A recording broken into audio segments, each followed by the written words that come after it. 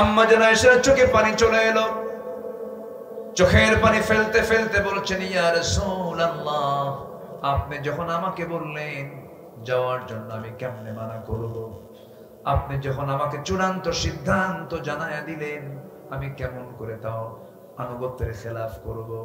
আমি চলে যাচ্ছি আমার বাবার বাড়ি, আমি চলে যাচ্ছি আমার মার বাড়ি, তবে একটা কথা জেনে রেখে দিন ইয়া রাসূলুল্লাহ, আমার ব্যাপারে যে চূড়ান্ত সিদ্ধান্ত আপনার সঙ্গে আমার বিয়ের ব্যাপারে হয়েছিল, এই বিয়ের পয়গাম কিন্তু আল্লাহ নিজে দিয়েছিলেন। এই বিষয়ে আমি কারো কাছে অভিযোগ দেব না, আমি কারো কাছে বলবো না। এই বিষয়টার ফয়সালা আমি চাই আমার আল্লাহর কাছে।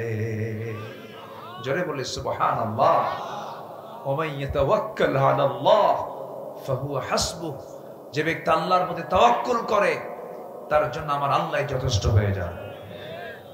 মুনাফিকরা হাসাহাসি শুরু করলো, কারণ স্বামী এক জায়গায়, বউ আরেক জায়গায়। কি কথা কি বুঝতেছেন না?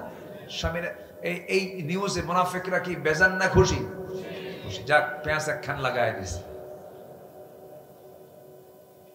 আমার বন্ধুগণ, আম্মা জান আয়েশা চলে গেলেন, বাবার বাড়ি গিয়ে আরাম পান না। বাপটা ভালো করে কথা বলেন না, কারণ বাবা হচ্ছেন আমার নবীজির 1 নম্বরের সাহাবী আবু বকর সিদ্দিক রাদিয়াল্লাহু তাআলা আনহু। কথা বলতেছেন না, মাও কথা বলে না। রাতের বেলা সেজদার মধ্যে চোখের পানি ফেলে ফেলে কাঁদেন আর বলছেন, আল্লাহ তুমি তো জানো আমার মনের অবস্থাটা, এত বড় দুঃসময় পার করছি, আল্লাহ মেহেরবানি করে ফয়সালাটা দিয়ে দাও। চিকন মানুষ আম্মা জান আয়েশা ছিলেন, এত চিকন, খাওয়া দাওয়া বন্ধ হয়ে গেছে, আরো কাঠখড়ি হয়ে গেলেন। চিকন হতে হতে স্বাস্থ্যহীন হয়ে পড়লেন। মুনাফিকরা ওইদিকে আনন্দ উল্লাস করতেছে।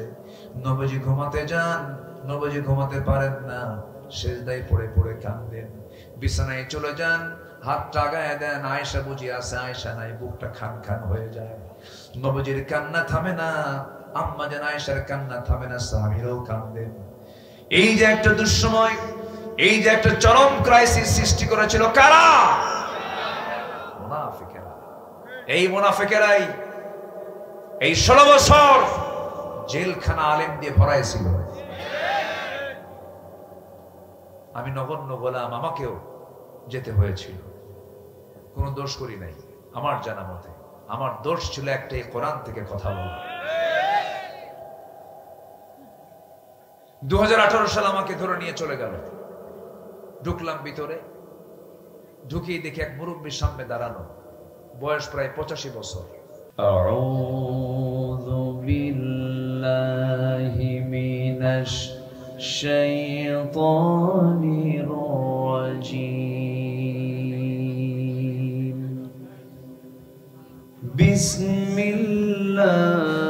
বিসমিল্লাহির রাহমানির রাহিম।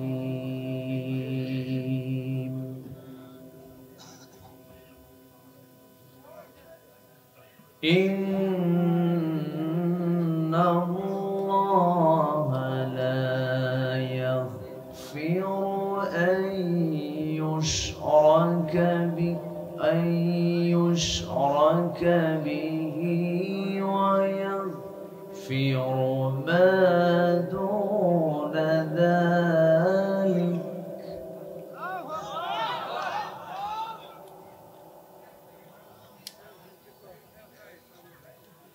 ويغفر ما دون ذلك لمن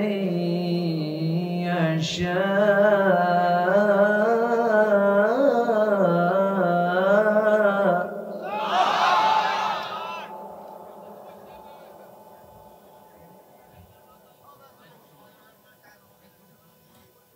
ويغفر ما دون ذلك لمن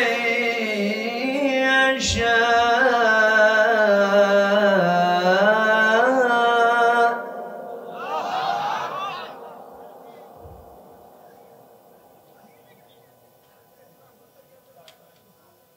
ومن يشرك بالله فقد افترى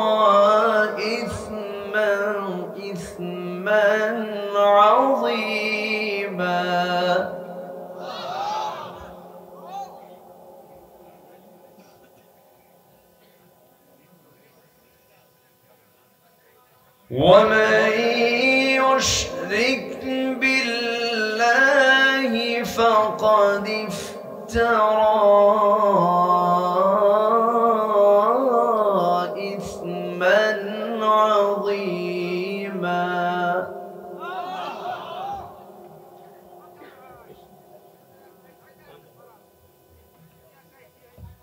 الله أكبر. بسم الله الرحمن الرحيم.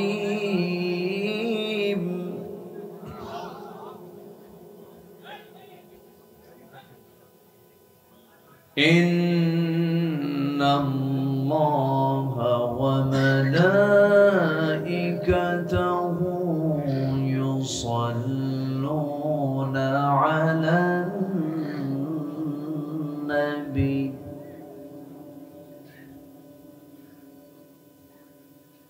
يا أيها الذين آمنوا صلوا عليه وسلموا تسليما. اللهم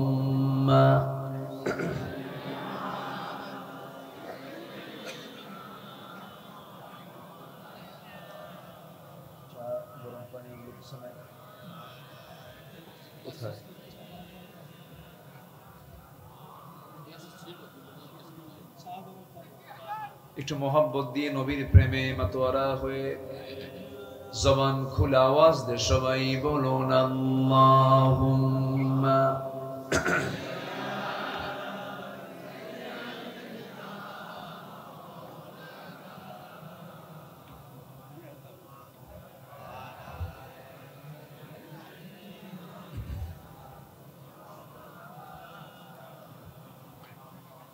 সবাই বলুন বালাগাল উলা বিকামালিহি কাশাফাত তুজা বিজামালিহি হাসনাত জামিউ খিসালিহি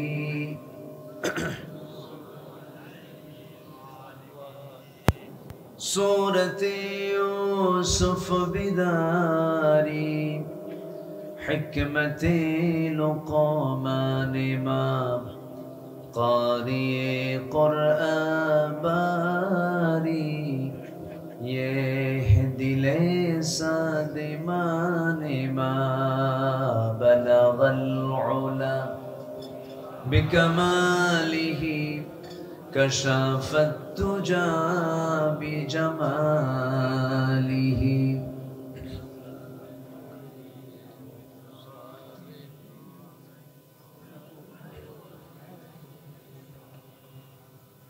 আমি কোরআনের সুর মাঝে শুনেছি যে নাম, আজানের সুর মাঝেও শুনেছি সে নাম। ও নাম শুনেছি আমি আমার হৃদয়, হে রাসূল নবীজি তোমায়, হে রাসূল নবীজি তোমায়। সবাই বলছি সাল্লাল্লাহু আলাইহি ওয়াসাল্লাম।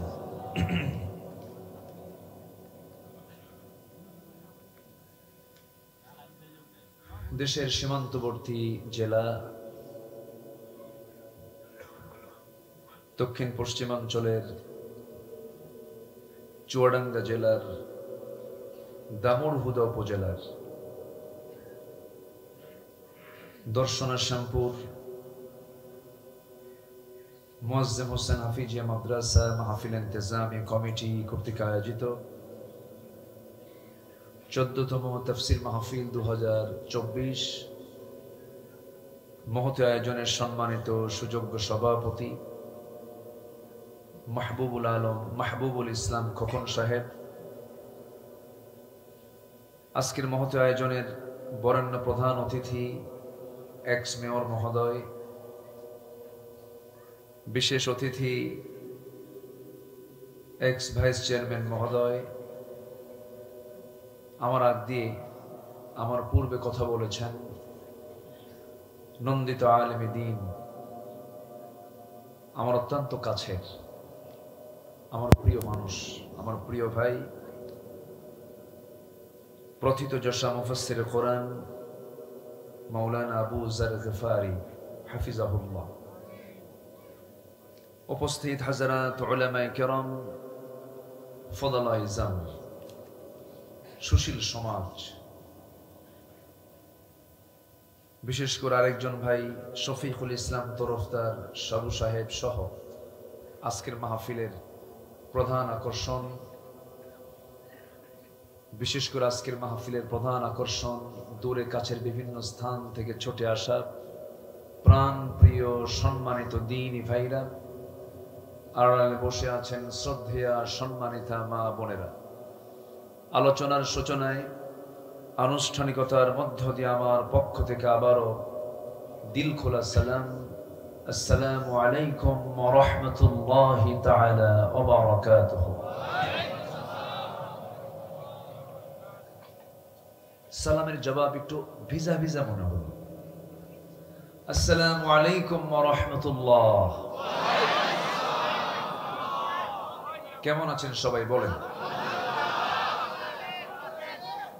আমাকে আবার উল্টা প্রশ্ন, এ তো মুহাব্বতের লক্ষণ। আলহামদুলিল্লাহ, আল্লাহ আমাকে আপনার মতোই আপনার কাতারেই তো রেখেছে, একসাথে বসে আছি আমরা। তবে খুব সুন্দর একটি পরিবেশ আমরা পেয়েছি, আর কমিটিকে থানার কাছে যেতে হয় না, তাই না? ওরে একসঙ্গে বলেন তো, কি সুন্দর একটি পরিবেশ আমরা পেয়েছি। এখন বরঞ্চ থানা থেকেই ফোন দিয়ে বলে কিছু কি লাগবে। আমরা যখন কোথাও যাই তখন বলে কি প্রোটোকল কি দেব, অনেক কিছুই বলে। এই যে একটি অনুকূল পরিবেশ যিনি তৈরি করে দিয়েছেন কেউ না, তিনি কে বলেন? আসতে বলবেন না, তিনি কে? সেই মহান রবের শানে বলছি আলহামদুলিল্লাহ, আবারও বলছি আলহামদুলিল্লাহ, চিৎকার মেরে বলছি আল্লাহুম্মা ইন্নী আসআলুকা আল হুদা ওয়াত তুকা ওয়াল আফাফা ওয়াল গিনা। সবাই বলি আল্লাহুম্মা লাকা আসলামতু ওয়া বিকা আমানতু ওয়া আলাইকা তাওয়াক্কালতু ওয়া ইলাইকা আনাবতু। সবাই বলি আল্লাহুম্মা আইন্নি আলা যিকরিকা ওয়া শুকরিকা ওয়া হুসনি ইবাদাতিকা। আমরা আল্লাহ তাআলার শুকর আদায় করে নিলাম। সম্মানিত হাজিরিন, আমার আগ দিয়ে আমার পূর্বে যিনি কথা বলেছেন, তিনি যে বয়ানটা রেখেছেন, আমার তো মনে হয় কমপ্লিট একটা বয়ান আপনাদের সামনে তিনি উপস্থাপন করেছেন। শেষ ক্লাস একটু দেরি হয়ে গেছে, শীত হঠাৎ করে শীত পড়েছে। আমার মনে হয় গতকাল কি এত শীত ছিল কি এখানে? মনে হয় আচ্ছা, আজকে মনে হয় একটু মনে হচ্ছে তীব্রতা বেশি মনে হচ্ছে। তো যাই হোক, এই হঠাৎ করে শীত পড়ার পরেও যারা এসেছেন মাহফিলে, এটি একটি মোটামুটি বলা চলে একটা মুজাহাদা, একটা চেষ্টা, একটা জিহাদের পর্যায়ে পড়ে যায়। বলি আলহামদুলিল্লাহ, জোরে বলি আলহামদুলিল্লাহ। সম্মানিত হাজিরিন, আমরা সেই কালাম থেকে কথা শুনতে এসেছি, যে কালাম ১৫০০ বছর আগে নাজিল হওয়া কালাম। কালাম মানে হলো কথা। এই কথাগুলো কার কথা? কোরআনের সব কথাগুলো কার? এটা কি ছোটখাটো কোনো বিষয়? আল্লাহর কথা। চিন্তা করা যায়? আল্লাহ নিজে বলেছেন এই কালাম পৃথিবীর সব ফানা হবে, কিচ্ছু থাকবে না, বিশাল এই আকাশ দুমড়ে মুচড়ে। ইদা সামাউন ফাতারাত, ইদা শামসু কুব্বিরাত, ইদা জুলজিলাতিল আরদু জিলজালাহা। জমিন প্রকম্পিত হবে, আসমান ফেটে ফেটে পড়বে, সূর্য সংকুচিত হয়ে যাবে, তারকাগুলো সিটকে সিটকে পড়বে, পাহাড়গুলো তুলার মতো উঠতে থাকবে, সব ডিস্ট্রয় হয়ে যাবে।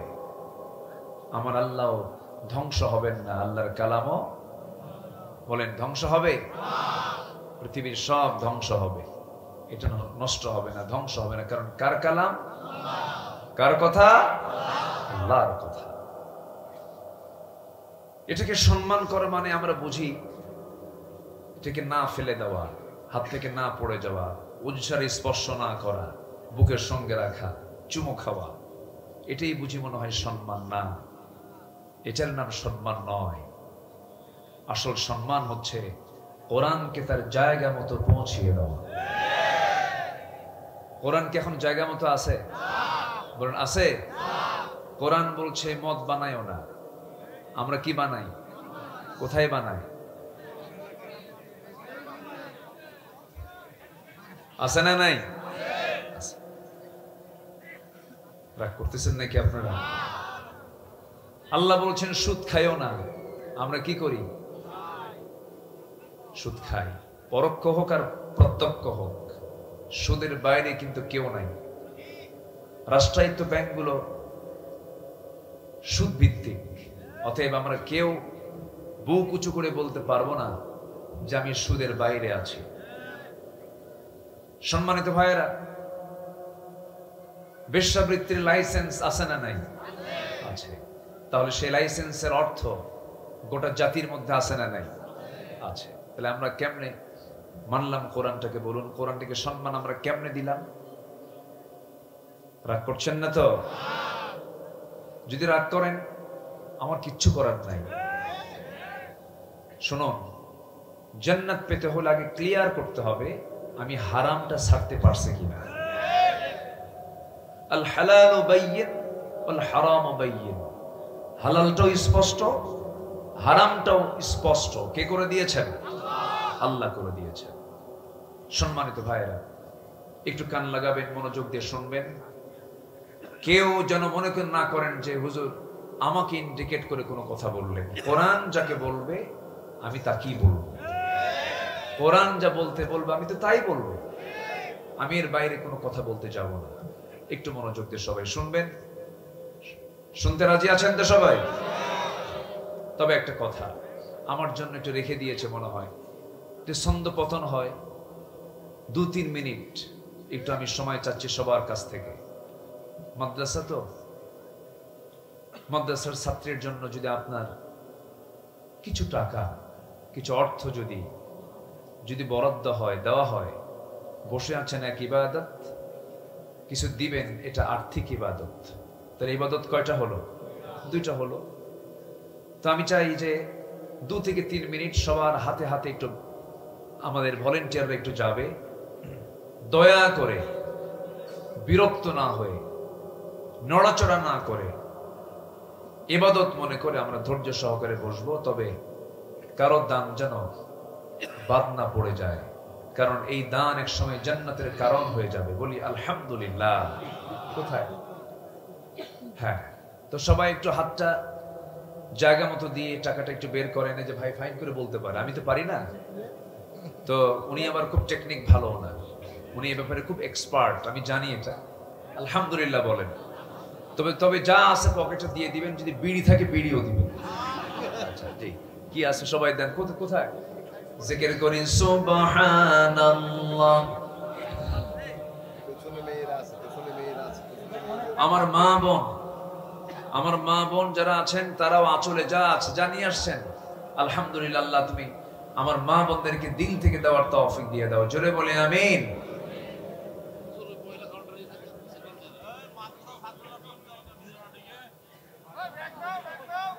জি,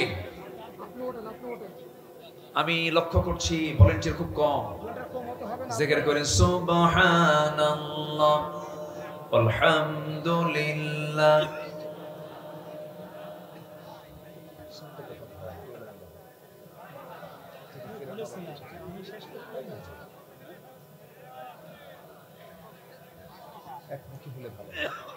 জি, আমরা দ্রুত করি, হাতটা দ্রুত চালাই।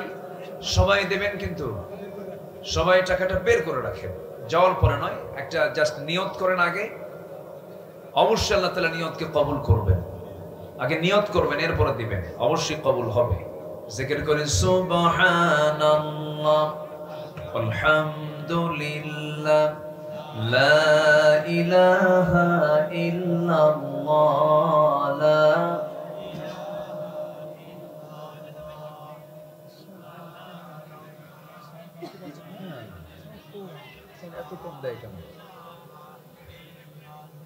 আরো জোরে লা ইলাহা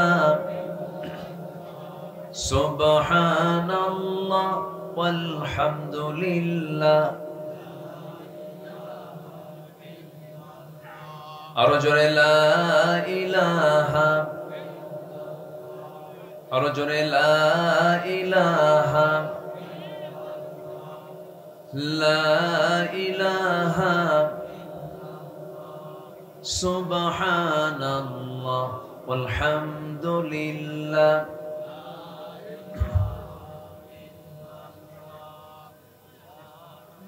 ব্যাগগুলো কোথায়? এত ব্যাগ পিছন দিয়ে নিয়ে চলে গেল না তো আবার? হ্যাঁ, আসেন।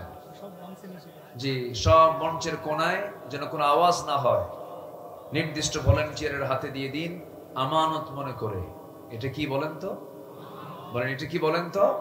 আমানত মনে করে দিতে হবে। সবার অংশগ্রহণ আল্লাহ তুমি বরকতময় দান হিসেবে তুমি আল্লাহ কবুল করো। জোরে বলে আমিন, আরো জোরে আমিন। জি, আর যদি কেউ বাদ থাকেন, দয়া করে কেউ বাদ থাকবেন না, সবাই দিল থেকে দেওয়ার চেষ্টা করবেন। আল্লাহ কবুল করো। আমার মা বোনদের ভিতরে ভলেন্টিয়ার গেছে কিনা জানি না। যে আল্লাহ তুমি মা বোনদেরকে দিল থেকে দেওয়ার তৌফিক দাও। জোরে বলি আল্লাহুম্মা আমিন। আসুন আমরা এখন সোজা আলোচনার দিকে যাই। আমার সঙ্গে সবাই সময় দিবেন তো নাকি? সময় দিতে রাজি আছি তো ইনশাআল্লাহ? জি, আসুন আমরা মূল আলোচনার দিকে আস্তে আস্তে চলে যাচ্ছি। আমি আলোচনার সূচনায় আমার অভ্যাস অনুযায়ী আমি কোরআনে কারীমের একটা আয়াত আমি তেলাওয়াত দিয়ে শুরু করেছি। সেই তেলাওয়াতকৃত আয়াতকে সামনে রেখে কিছু কথা আমি বলতে চাচ্ছি। ওমা তাওফীকি ইল্লা বিল্লাহ। মহান রব্বুল আলামিন কোরআনে কিছু আদেশ করেছেন, আবার কিছু নিষেধ করেছেন। বান্দার দায়িত্ব হলো আদেশ করা কাজগুলোকে বাস্তবায়ন করা, আর নিষেধ করা কাজগুলোকে নিজের জীবন থেকে বর্জন করা।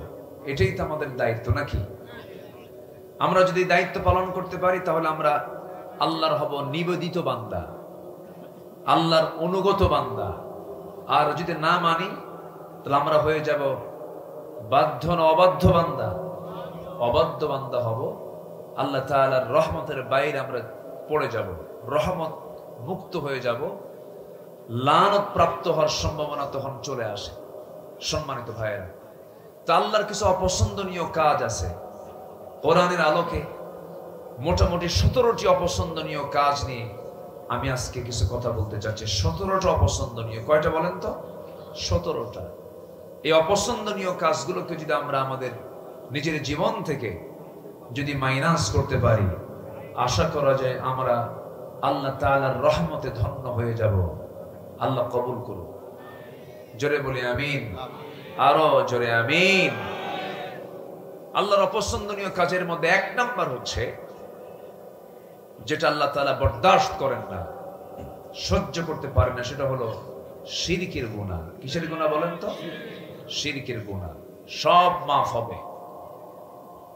বিকরাবিল আরদিল খাতায়া আনানাস সামা, আকাশ ছেয়ে গেছে, জমিন ভরে গেছে গুনাহ দিয়ে, নো প্রবলেম। আল্লাহ তুশরিক বি শাইআন, আমার কাছে তুমি শিরিক মুক্ত হয়ে আসো, মাফ করে দেব। কার কথা? আসতে বলবেন না, কার কথা? আল্লাহর কথা। আল্লাহ রাব্বুল আলামিন বলেন,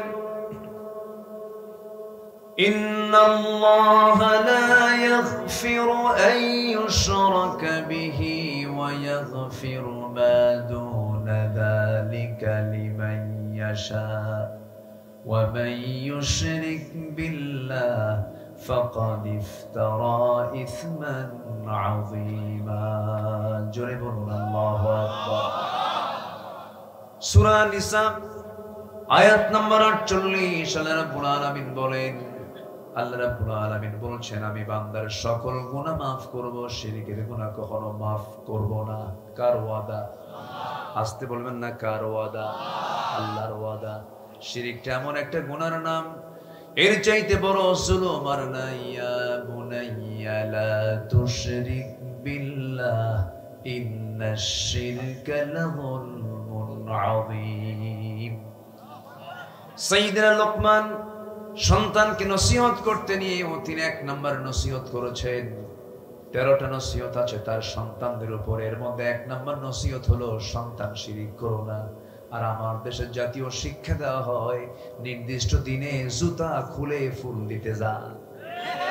কি ঠিক কিনা বলেন? জাতীয় শিক্ষা। কি শিক্ষা? জাতীয় শিক্ষা। কোন কবরে যদি ফুল দেওয়া জায়েজই হতো, কোন মাজারে ফুল দেওয়া যদি জায়েজই হতো, তাহলে গোটা পৃথিবীর সকল ফুল গিয়ে জমা হতো আমার নবীর কবরে। আছে এরকম? মদিনায় তো অনেকেই গেছেন, এখানে যারা বসে আছেন হয়তোবা অনেকেই মদিনা মুনাওয়ারায় গিয়েছেন। আল্লাহ তাআলা আমাকে অনেকবার নিয়েছেন। আমি নবীর মাকবারের সামনে কতবার গিয়েছি আমার মনে নেই, অনেকবার গিয়েছি। একটা বারও আমার চোখে পড়েনি যে আমার নবীর সামনে, কবরের সামনে গিয়ে কেউ একটা ফুল নিয়ে দাঁড়িয়েছিল, আমার চোখে পড়েনি। নবীর কবরে কেউ সেজদা দিয়েছে, এমন দৃশ্য আমার সামনে পড়েনি। আমার দেশে কবরকে সেজদা দেয় এমন কিছু মাজার আছে না নাই? আসতে বলবেন না, আছে না নাই? এমন কি জীবিত পীর, ও তো মরে গেছে, জিন্দা মানে তাজা। কি কথা কি বুঝতেছেন আপনারা? আপনাদেরকে বোঝানো খুব কঠিন, কেন জানেন? আপনাদের ভাষা আমার চেয়েও সুন্দর। চুয়াডাঙ্গা, মেহেরপুর না, কুষ্টিয়া, কুষ্টিয়ার সমস্যা আছে, গেদা কনে গেছিলা, এরকম কিছু আছে, পেঁচপুস ওইদিকে, খোকসা, তারপরে আর কি আছে খোকসার পাশে, কুমারখালী, এগুলো কিছু প্রবলেম আছে, অন্য ভাষা ঢুকে গেছে। কিন্তু যশোরেও সমস্যা আছে একটু, যশোরেও একটু প্রবলেম হালকা হালকা একটু পাওয়া যায়, তবে ভালো, অনেকটাই ভালো। কিন্তু সবচেয়ে বেস্ট মানে চুয়াডাঙ্গা, মেহেরপুর নদীর সঙ্গে লাগানো, তো ভাষা সৃষ্টি হয়েছে এই এলাকায়, বলি আলহামদুলিল্লাহ। তাহলে নাটোরের কাঁচাগোল্লা, বগুড়ার দই, যশোরের খই, টাঙ্গাইলের চমচম, কুমিল্লার রসমালাই, মেহেরপুর চুয়াডাঙ্গার সুন্দর ভাষা, বলি আলহামদুলিল্লাহ। আপনাদের ভাষাগুলো খুব মিষ্টি, খুব সুন্দর। এই যে ভাই মাঝে মাঝে ফোন দেয়, তো মনে হয় যে ফেরেশতা কথা বলতেছে। ভাষার এত সুন্দর, এত লালিত্য, এবং এটা কিন্তু আপনারা কোথা থেকে শেখেন নাই, মার পেট থেকে শিখে এসেছেন, মার মুখ থেকে শিখে এসেছেন, বলি আলহামদুলিল্লাহ। কোথাও যাওয়া লাগেনি। তবে নোয়াখালীর ভাষা খুব সুন্দর।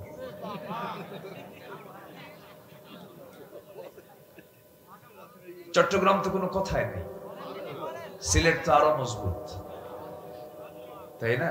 এটা আপনারা নিরূপণ করতে পারবেন, অন্য কেউ না। কারণ আপনারা যে মূল জায়গা, আপনাদের বাটখারা, ওজন করার মতো জায়গা হচ্ছে আপনাদের। এখান থেকে ওজন করা যাবে যে কোন এলাকার কোন ভাষায় কোন সমস্যাগুলো আছে। বলি আলহামদুলিল্লাহ। চিন্তা করেন, পীর সব তাজা, একদম জীবিত, সেই পিসাব গিয়ে সোজা গিয়ে সেজদা মারতেছে। যেরকম নাউযুবিল্লাহ। এই মস্তক কার জন্য? আসতে বলবেন না, কার জন্য? কোন মানুষকে যদি তাজিমি সেজদা বলে চালিয়ে দিয়ে ওরা বলে এটা তাজিমি সেজদা, এটা যদি জায়েজই হতো তাহলে আমার নবীর জীবনের তো একটা হাদিস আমরা পেতাম। আমার নবীর পায়ে সেজদা দিয়েছে এমন কোন হাদিস কোন সাহাবীরা সেজদা দিয়েছেন আমরা কি পেয়েছি? আসতে বলবেন না, পেয়েছি। তবে এতটুকু আমরা জানতে পেরেছি, সিরাত ইবনে হিশাম গ্রন্থে এসেছে আমার নবীজি সবচেয়ে বেশি মার খেয়েছেন দুটো জায়গায়। একটা হলো তায়েফের ময়দানে, আরেকটা হলো উহুদের প্রান্তরে। উহুদের প্রান্তরে যুদ্ধ করতে গিয়ে রাসূল দুটো দাঁত হারিয়েছেন। খন্দকের প্রান্তরে কোদাল মারতে মারতে কোমর হারিয়েছেন। নবীজির দিন কায়েম করতে গিয়ে দাঁত হারাতে হয়েছে, কোমর হারাতে হয়েছে। আরেকটা হলো তায়েফের ময়দানে নবীজি কালিমার দাওয়াত দিতে গিয়ে সেখানে ফুল পেয়েছেন না পাথর পেয়েছেন?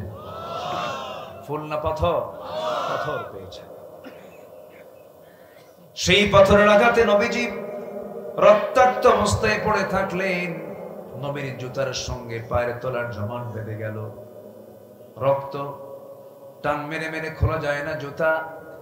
নবীজি কিছুক্ষণ পর হোশ যখন ফিরল, জিবরিল আমিন এসে বলছেন, ইয়া রাসূলুল্লাহ, তায়েফের মানুষ আপনাকে এত রক্তাক্ত করলো, আপনি তাদের জন্য লানত করুন। আমার রাসূল বললেন, আমি আমার ভাই মুসার মতো বলবো না, নূহ আলাইহিস সালামের মতো বলবো না। এই তায়েফের মানুষ আমাকে না বুঝে না জেনে মেরেছে, আমি এদেরকে বিনা শর্তে আমি রাসূল মাফ করে দিলাম। বদদুয়া দিলেন না দোয়া দিলেন? দোয়া। আমার রাসূল বদদুয়া খুব কম দিয়েছেন, দেননি তা না, দিয়েছেন, কিন্তু বদদুয়ার রেকর্ড খুব কম, দোয়া করেছেন বেশি। আল্লাহু আকবার বলেন। শুধু তিনি একদিন মক্কার মাটিতে রুকুতে গেছেন, ওই সময় উতবা, শাইবা, মুগীরা আমার নবীর পিঠের উপরে নামাজরত অবস্থায় উটের পচা নাড়িভুড়ি চাপায় দিয়েছে। আচ্ছা, উটের পচা নাড়িভুড়ি কি, গরুর পচা নাড়িভুড়ি কি সবাই হাতে নেয়? কত নিম্ন শ্রেণীর লোক হলে এগুলো করতে পারে? পচা নাড়িভুড়ি যখন নবীর পিঠে চাপায়া দিয়েছে, আমার নবীজি মুখ থুবড়ে জমিনে পড়ে গেলেন। পচা দুর্গন্ধ। আমার নবীজির এমন দৃশ্য দেখে কেউ যাওয়ার সাহস পায় না। নবীজির মেয়ে ফাতিমা গিয়ে আমার নবীর পিঠ থেকে এই পচা নাড়িভুড়িগুলো সরাইয়া দিলেন। নবীজি কোন মতো উঠে আসলেন। সেই সময় রাসূল বলেন, আল্লাহ, আজকে তোমার হক আদায় করতে নিয়ে যে সমস্ত বদমাইশগুলো আমাকে বাধা দিয়েছে, আবু জেহেল, উতবা, শাইবা, মুগীরা, ওয়ালিদ, এদের প্রতি তোমার লানত তুমি আল্লাহ দিয়ে দাও। একটাও বাঁচে নাই। যেগুলোর নাম নিয়েছেন সবগুলো কি বদরে দুনিয়া থেকে বিদায় হয়ে গেছে। সব কোন যুদ্ধে গেছে? বদরে শেষ। বদর কূপের মধ্যে আল্লাহ তাআলা তাদেরকে ফেলে দিয়েছে, নাস্তানাবুদ হয়ে গেছে। অতএব সেই নবীর উত্তরসূরি আলেম ওলামাদের যারা অত্যাচার করেছ, তাদের বদদুয়ায় শেষ হয়ে গেছে। ঠিক কিনা? 2023 সালের 13ই আগস্ট একটা সুস্থ, জীবিত, কারা নির্যাতিত মাজলুম আল্লামা সাঈদ রাহমাহুল্লাহকে জেলখানা থেকে বের করে পরিকল্পিতভাবে সেখান থেকে ধরে নিয়ে হসপিটালে সুস্থ মানুষকে রোগী বানায়া পয়জনিং করে যারা হত্যা করেছ, তাফসীর মাহফিলের এই প্ল্যাটফর্ম থেকে জানাতে চাই, এই সমস্ত কুলাঙ্গারদের সুস্পষ্ট বিচার হচ্ছে সময়ের দাবি। রাজি আছেন কারা কারা? হাত উঁচু করে দেখা।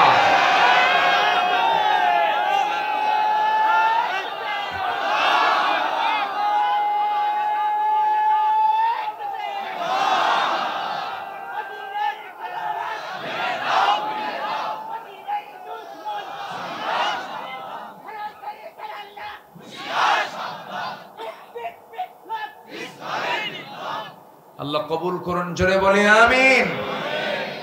হত্যার শাস্তি ইসলাম দিয়েছে কি দেয় নাই? ক্ষমা না তাকেও হত্যা করা। কুতিবা আলাইকুমুল কিসাস, কুতিবা আলাইকুমুল। সম্মানিত ভাইয়েরা, আল্লামা সাইদি তাকে ভালোবাসে না এমন কোন মানুষ খুব কম আছে। তিনি যে কত বড় রত্ন ছিলেন, শুধু এই দেশ নয়, প্রেজেন্ট ওয়ার্ল্ডের 180 কোটি মুসলমান দুনিয়া জুড়ে জরিপ করে দেখা গেছে গোটা পৃথিবীর মুসলিম সমাজের উপরে গোটা পৃথিবীতে সবচেয়ে জনপ্রিয় ব্যক্তি ছিলেন আল্লামা সাইদ রাহিমাহুল্লাহ। চিন্তা করা যায় কোথায় হাত দিয়েছে। 13ই আগস্ট 2023, 5ই আগস্ট 2024, আল্লাহ 1 বছর পূর্ণ করতে দেন। এবং তিনি যখন ইন্তেকাল করেন, তিনি যখন হসপিটালে ভর্তি হন, তার আগ দিয়ে জাতিকে দিয়েছেন কান্না না হাসি। বলেন কান্না না হাসি? হাসি। উনি যা বলেছেন, আপনারা কি মনে করেন জানি না, উনি যে একজন আল্লাহওয়ালা ছিলেন কোনো সন্দেহ নাই। উনি বলেছিলেন, নাস্তিকরা যারা এগুলো করছো, এমন একটা সময় আসবে পালানোর জন্য একটা ইঁদুরের গর্ত খুঁজে পাবা না। হয় নাই? কলার পাতায় শুয়েছিল, আমার নামে লিস্ট করেছে, আমার নামে 116 জন ব্যক্তি আলেমের নামে লিস্ট করে আমার নামটা এর মধ্যে ঢুকাইছে। 2 বছর পার হয়নি, ওরা লিস্ট করেছে আমাদের, এখন আল্লাহ লিস্ট করতেছে ওদের। রাগ করতেছেন নাকি কথাগুলো শুনে? একটু কি বলার দরকার আছে কিনা বলেন? ওরা আমাদের প্রতি জুলুম করলে আমরা বলতে পারবো না?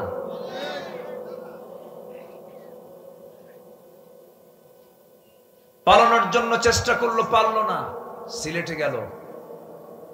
সিলেটবাসীকে ধন্যবাদ, খুব সুন্দর আপ্যায়ন করছে, বিসি শুদ্ধ আউট করে দিচ্ছে। দুষ্ট এগুলো, বড় দুষ্ট। সম্মানিত ভাইয়েরা, আমরা সত্য নিয়ে চলতে চাই, সততা নিয়ে চলতে চাই। আল্লাহ কবুল করুন, জোরে বলি আমিন।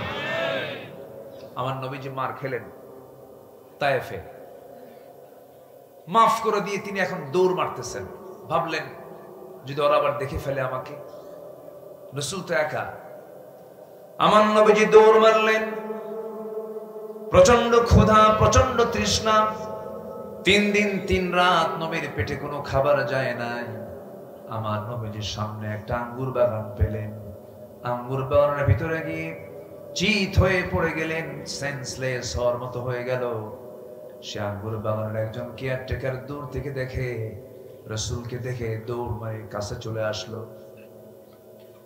নবীজির সুন্দর চেহারা, আকাশের চাঁদ পারবে না, পৃথিবীর কোন মাখলুক তার সৌন্দর্যের কাছে হেরে যাবে। এমন সুন্দর চেহারার মানুষকে যখন ওই কেয়ারটেকার দেখে ফেললো, মনে মনে চিন্তা করে, এত সুন্দর চেহারার মানুষ তো দেখি নাই। দয়া হলো, মায়া হলো, আঙ্গুর বাগান থেকে কিছু আঙ্গুর হাতের মধ্যে পেড়ে নিয়ে, কয়েক থোক আঙ্গুর পেড়ে হাতের মধ্যে চিপে চিপে মোটে 1 গ্লাস আঙ্গুরের রস তৈরি করে নবীর হাতে দিয়ে বলে, যুবক, রসগুলো পান করো, নচেত তুমি মারা যাবে, এত রক্তক্ষরণ হচ্ছে। আমার নবীজি কাপা কাপা হাতে আঙ্গুরের সেই গ্লাসটা নিলেন, 3 ঢোকে পান করে মুস্কি একখান হাসি মেরে যুবকের দিকে তাকায় বলছেন, যুবক, তোমার নাম তো আব্বাস। আব্বাস মনে মনে কয়, দেখা হলো না, কথা হলো না, আমার নামটা জানলো কেমনে বুঝলাম না। কিচ্ছু না বলে চুপ করে আছে। এবার রাসূল বলছেন, যুবক, তোমার গ্রামের বাড়ির নাম তো নিনুয়া, ঠিক আছে না? যুবক মনে মনে কয়, আমার গ্রামের নামটা সে জানলো কেমনে? এবার যুবক বলতেছে, আমার গ্রামের বাড়ি নিনুয়া, তোমাকে কে বললো? রাসূল বলছেন, ও আব্বাস, তুমি যে গ্রামে জন্ম নিয়েছো সেই গ্রামে জন্ম নিয়েছেন একজন বিখ্যাত পয়গম্বর আল্লাহর নবী ইউনূস আলাইহিস সালাতু ওয়াস সালাম। এবার বলতেছে আমার গ্রামে ইউনূসের জন্য তোমাকে সংবাদটা দিল কে? এবার রাসূল মুস্কি মুস্কি হাসি মেরে নবুয়তি চেহারা সুন্দর করে দেখিয়ে মুস্কি মুস্কি হাসি মেরে বলতেছে ও আন্দাজ, একজন নবীর কাছে তো আরেকজন নবীর খবর থাকতেই পারে। আদ্দাসের বুঝতে আর দেরি হলো না, সুন্দর চেহারা, এত সুন্দর তার বাচন ভঙ্গি, এটাই বুঝে আল্লাহর পয়গম্বর হবে। সুবহানাল্লাহ বলবেন না? আমার নবীর দাওয়াত কি বিফল না সফল? সফল।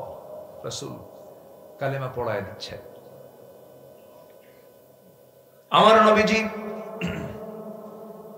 দাঁড়ায় আছেন এমন সময় যে উদ্দেশ্য আমি এই ঘটনার দিকে গিয়েছিলাম, সিরাত গ্রন্থে এসেছে, আন্দাজ করলো কি দুইটা হাত খ্রিস্টানি কায়দায় নবীর দু পায়ের দিকে নিয়ে গিয়ে রাসূলকে সিজদা দেওয়ার প্ল্যান করতেছিল।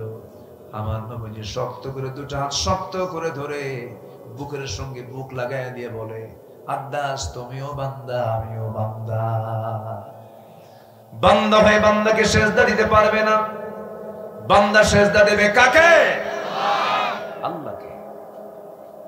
আব্বাস বলছে আপনি যে আল্লাহর পয়গম্বর, কোনো সন্দেহ নেই, আমাকে পড়িয়ে দেন লা ইলাহা ইল্লাল্লাহ। রাসূল কি সিজদা নিয়েছেন? না। অথচ আজকের দরবারে, আমার দেশে বহু দরবার আছে, সিজদা চলে। সময় এসেছে, 53 বছরের সময় পাইনি আমরা। এমন অনুকূল পরিবেশ 53 বছর ছিল না। কেউ 25 বছর, কেউ 16 বছর, কেউ 9 বছর, মাঝখান দিয়ে মঈনুদ্দিন ফখরুদ্দিনরা কয়েক বছর। সবাই মুসলমান ছিল, দেশ চালাইছে, কিন্তু ইসলাম দিয়ে কেউ দেশ চালায় নাই। কেউ কি ইসলাম দিয়ে দেশ চালাইছে? আমরা আগামীতে যা দেখতে চাই, অন্য কিছু দেখতে চাই না। আমরা দেখতে চাই আগামীর দেশ হবে কোরআনের দেশ। রাজি আছেন কারা কারা? হাত উঁচু করে দেখা।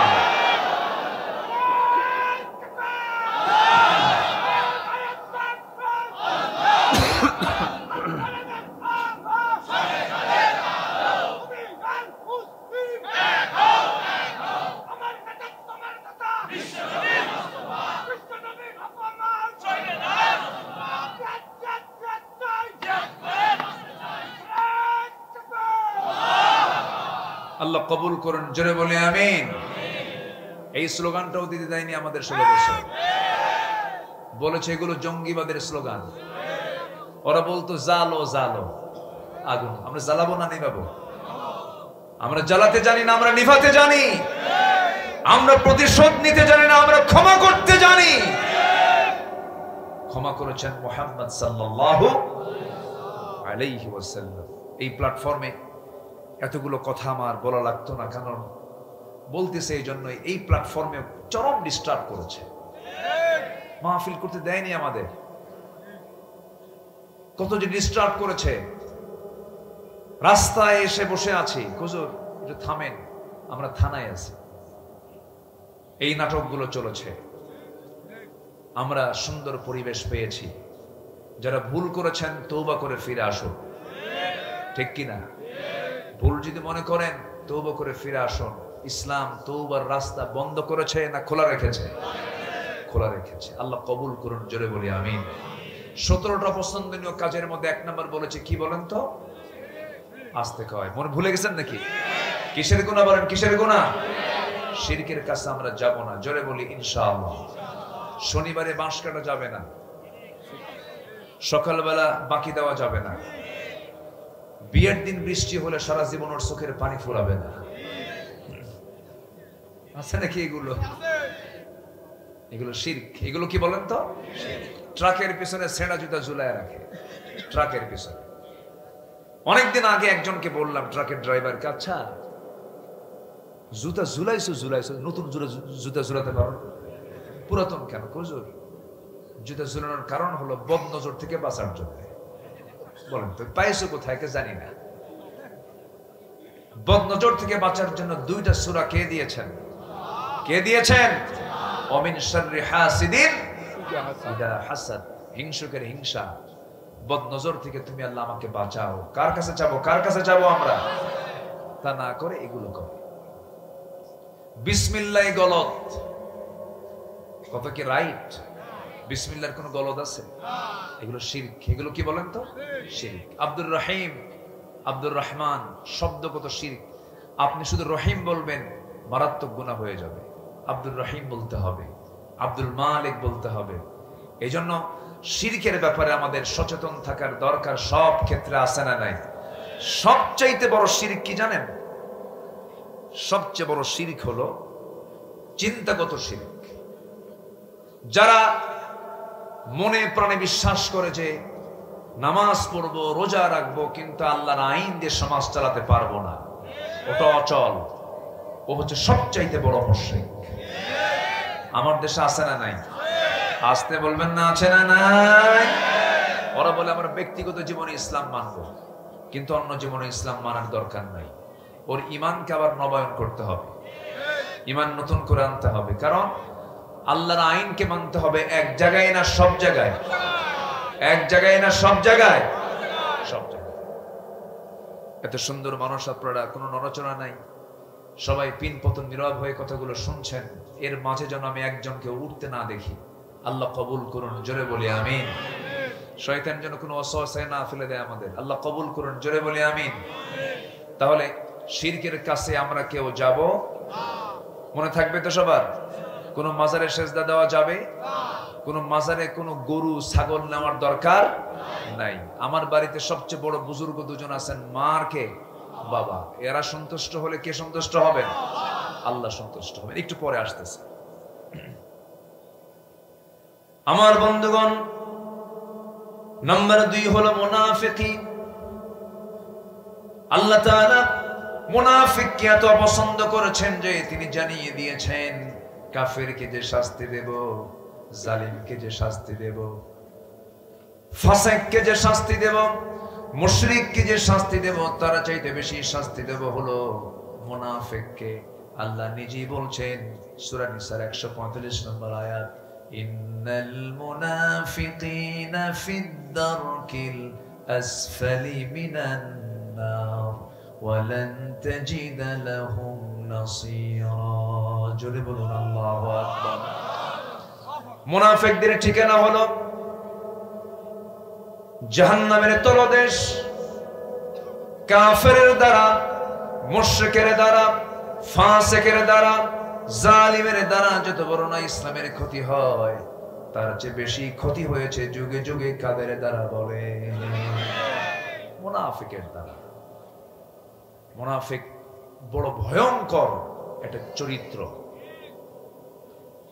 মেহেরপুর চুয়াডাঙ্গায় তো মনে হয় মুনাফিক নাই, আছে? শোনেন, কি উঠবেন না, উঠলি ভাববো সেটা মুনাফিক। কারণ এই যে মুনাফিক শব্দ বলতেছি, যে বসেন, একটু বসেন, একটু মজা করে। এটা কিন্তু আমার কিন্তু চূড়ান্ত কথা না, আবার এটা আবার এটাকে কোট করবেন না, এটা রূপক অর্থে বললাম। বসেন। সম্মানিত ভাইয়েরা, মুনাফিক কাকে বলে? মুনাফিকের এক কথায় সংজ্ঞা যদি জানতে চাই, এক রাত পাইছি তো, এই 17টা পয়েন্ট নিয়ে কথা বলতে গেলে আমার এক রাতে তো সম্ভব না, 3-4 রাত হলে ভালো হয়। দোয়া করেন এবছর এরকম কিছু মাহফিল আমরা প্ল্যানে নিয়েছি। প্যারেড ময়দানের মাহফিল 18 বছর পর শুরু হচ্ছে, বলি আলহামদুলিল্লাহ। সেখানকার আমি একজন মেহমান নির্বাচিত হয়েছি, দোয়া করেন।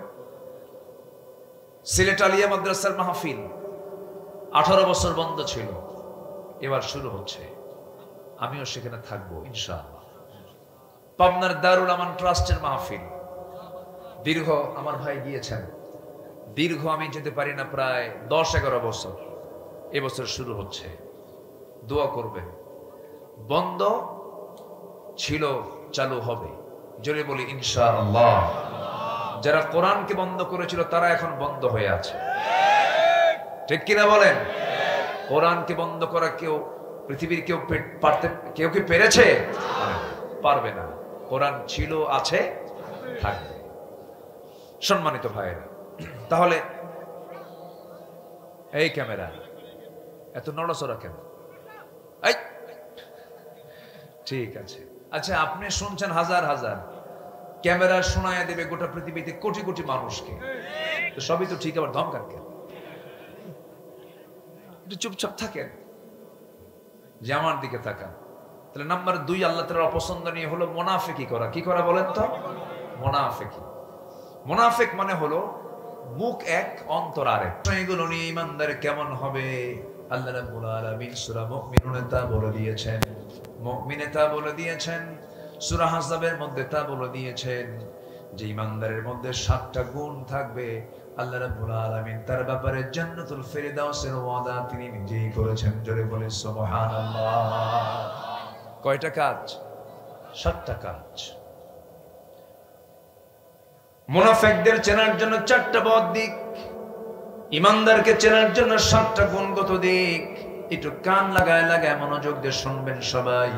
قد أفلح المؤمنون الذين هم عن قد أفلح المؤمنون الذين هم في صلاتهم خاشعون والذين هم عن اللغو معرضون والذين هم للزكاة فاعلون। জোরে বলি আল্লাহু আকবার। মুমিনদের গুণগত দিক হলো 7টা। কয়টা বলেন তো? 7টা। নাম্বার 1 হলো বেনামাজি না নামাজি? বেনামাজি না নামাজি? কিন্তু দুঃখজনক, আমার দেশে নামাজি লোক বেশি না বেনামাজি লোক বেশি? বেনামাজি। নামাজি নেই। মাত্র 5% মুসলমান নামাজ পড়ে। বুকটা ফেটে যায়। আমার মনে হয় 56টি মুসলিম রাষ্ট্র গোটা পৃথিবীতে আছে, এর মধ্যে নামাজ পড়ার দিক থেকে সবচেয়ে দুর্বল হলো বাংলাদেশের মুসলমান। আমি কিছু দেশ সফর করেছি। ডক্টর মাহাথির মোহাম্মদ সম্প্রতি ইন্তেকাল করেছেন, আমি তার দেশেও গিয়েছি। বেনামাজি নাই বললেই চলে, সে নামাজের প্র্যাকটিস আছে। আমার দেশে শুক্রবারেও যারা নামাজ পড়ে তাও হবে বড় জোর 15%, আর বাকি লোকগুলো নামাজই পড়ে না। কেন পড়ে না? যদি আজকে আমার দেশের সকল দলের নেতারা যদি বলতো আমার কর্মীরা তোমরা নামাজ পড়ো, ঠিক কিনা বলেন? সব দলে কি এই কালচারটা আছে? এই জাতীয় কোন নির্দেশনা কি আছে? যে দল আপনাকে জাহান্নাম থেকে বাঁচানোর চেষ্টা করে না, যে দল আপনাকে নামাজের কথা বলে না, যে দল আপনাকে পরকালের ভয় দেখায় না, যে দল আপনাকে জাহান্নাম থেকে বাঁচানোর জন্য উৎসাহ দেয় না, যে নেতা আপনার হাতে মদের বোতল তুলে দেয়, জেনার জন্য নারী তুলে দেয়, সুদের কারবার তুলে দেয়, ওই সমস্ত নেতৃত্বের মুখে আমরা জুতা মারি, থুতু মারি।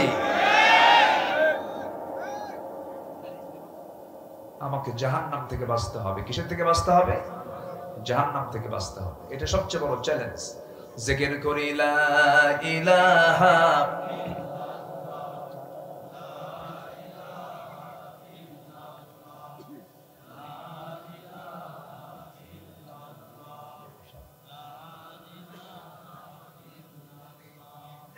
লা ইলাহা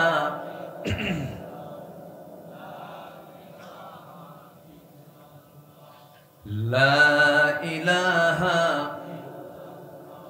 সুবহানাল্লাহ ওয়ালহামদুলিল্লাহ। আর জোরে লা ইলাহা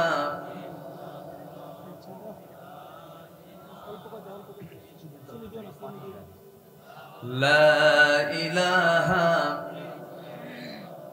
সুবহানাল্লাহ ওয়ালহামদুলিল্লাহ।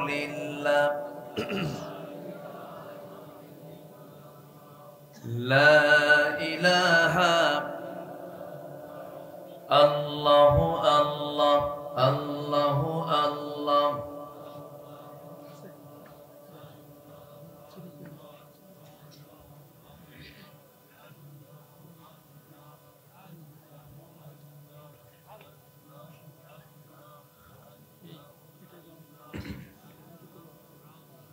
লা ইলাহা ইল্লাল্লাহ, জোরে লা ইলাহা,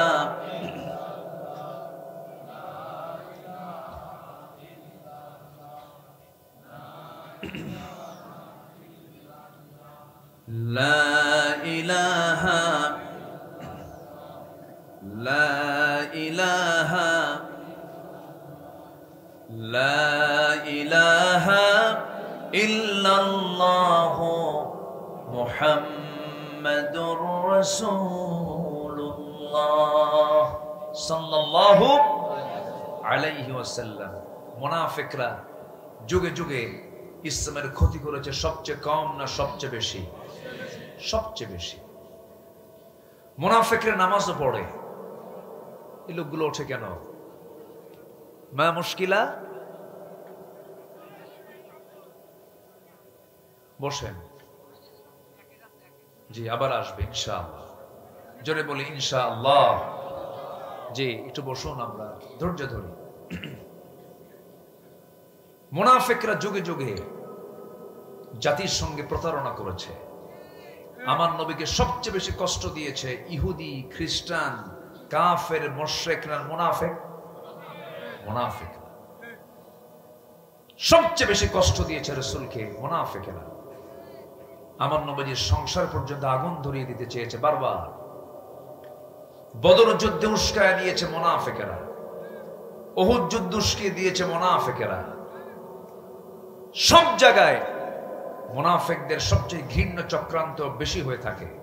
আমার দেশেও মুনাফিক কিছু আছে না নাই? আসতে বলবেন না, আছে না নাই? জাতীয় মুনাফিক, জাতীয় মুনাফিক, তারা জাতীয় শত্রু। তারা সম্মানিত ভাইয়েরা, মুনাফিকি করা যাবে না। আমার নবীর জীবদ্দশায় রাসূলের পিছনে নামাজ পড়তো মুনাফিক। নবীজির বয়ান শুনে চোখের পানি ফেলে ফেলে কাঁদতো, অথচ মুনাফিক। নবীজির বিরুদ্ধে অবস্থান নেবার জন্য আরেকটা মসজিদ বানাইছে মুনাফিকেরা।